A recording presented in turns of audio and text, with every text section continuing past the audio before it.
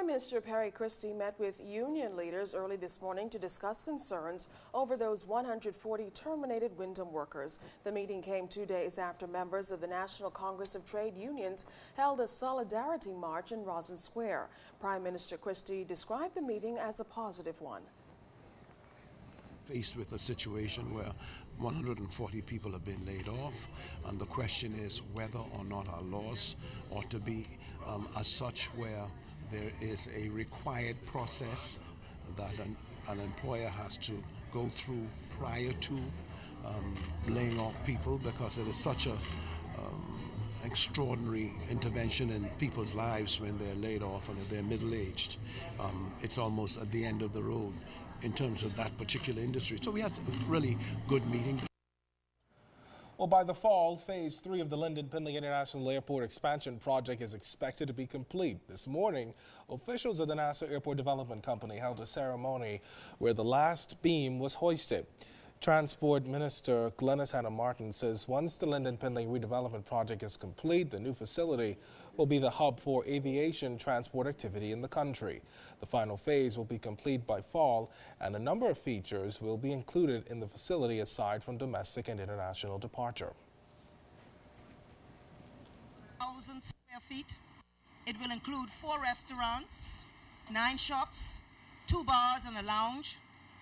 And when the airport is finally concluded at the end of the final stage, we will have delivered a 21% increase in terminal size from 482,700 square feet to 585,300 square feet. That official Vernice Walking says up to the end of January, construction workers have erected more than 12,000 tons of structural steel. Our construction team has poured 3,250 cubic yards of concrete using 90 tons of reinforcing steel. In the month of January, 208 workers, including 142 Bahamian workers, were on the project, and at the peak of construction, we anticipate that number growing to 300 workers on site. In the upcoming months, the perimeter walls and roof will be completed with the structure fully enclosed by the end of July 2013. Specifically, to date, we have spent more than $12.8 million Bahamian dollars for local services on this stage of the project. The complement of senators is now in place following the swearing-in today of the newest member of the upper chamber.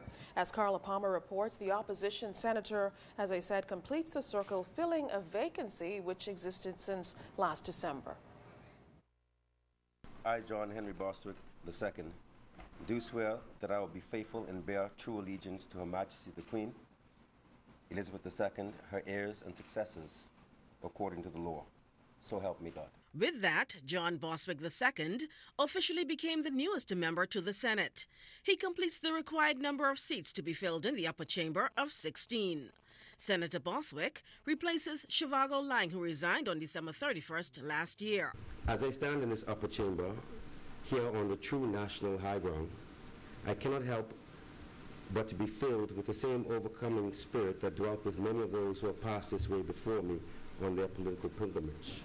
He's a second-generation Bostwick to enter the political arena. His father, John Henry Bostwick Sr. QC, is a former 4-term president of the Senate, and his mother, Janet Bostwick, carries the distinction of being the first woman elected to Parliament. Under the watchful eyes of his famous parents, Senator Bostwick pledged his allegiance to national development. I wish to ensure them that I will not fail to blaze new trails and light the way for the generation of born free Bahamians whom I represent. Government leader in the Senate, Allison Maynard Gibson, was the first to welcome the new senator to the upper chamber, followed by opposition leader in the Senate, Desmond Bannister. Intellect, integrity, and respect, and combine that all in the package of patriotism. I believe, Senator Bostwick, I know you well, I know your family very well, that you are going to bring to this table all of those qualities and so much more. This gem, Madam President, will shine throughout the journey that I know his parents anticipate that he will have through his political life from here to other places and other things that he has to do in his career. President of the Senate, Sharon Wilson, encouraged Senator Boswick to remember that in spite of his political badge, he ought to serve all Bahamians. We sit with one ultimate objective. Everything that we achieve is aided certainly by that understanding and by our willingness to work together. The Senate has been adjourned to February 27th at 10 a.m. I'm Carla Palmer for ZNS Network News. In other news, Progressive Liberal Party Chairman Bradley Roberts responding to Free National Movement Chairman Darren Cash's challenge to bring it on regarding the sale of the Bahamas Telecommunications Company.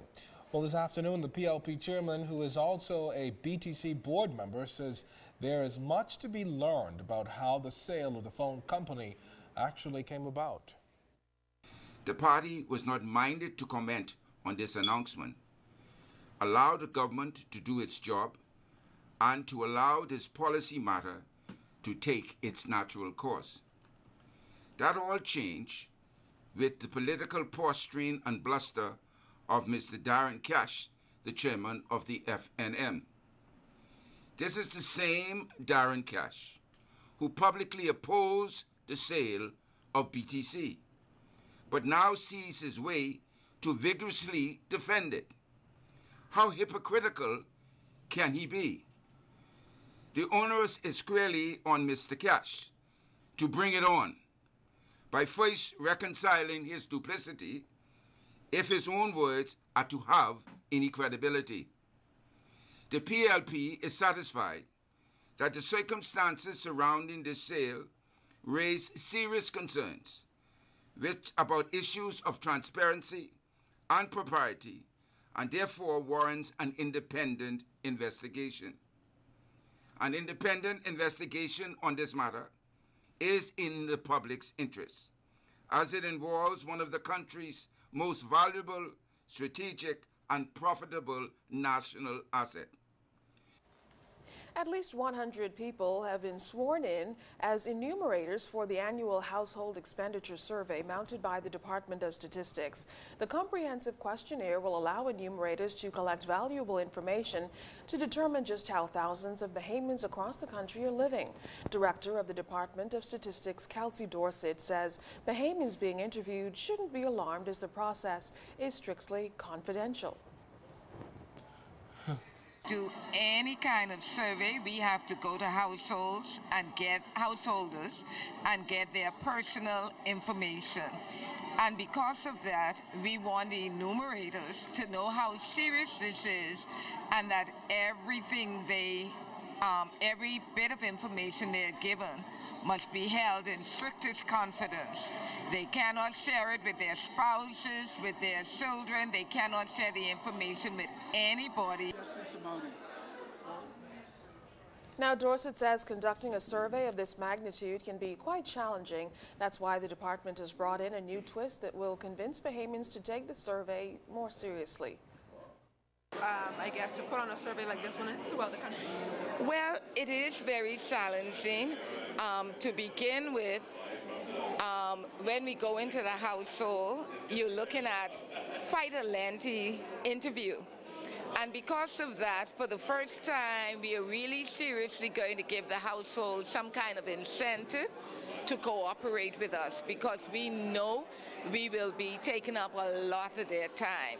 In addition to asking them a 2-hour questionnaire, we're going to leave a diary with them. We're there to record every single thing they buy within a week, and we're going to do that for a 2-week period. So we're asking a lot of the household, but it's necessary information. All right, well, coming up, your first look at sports. And Family Island news is still to come as well. Stay tuned.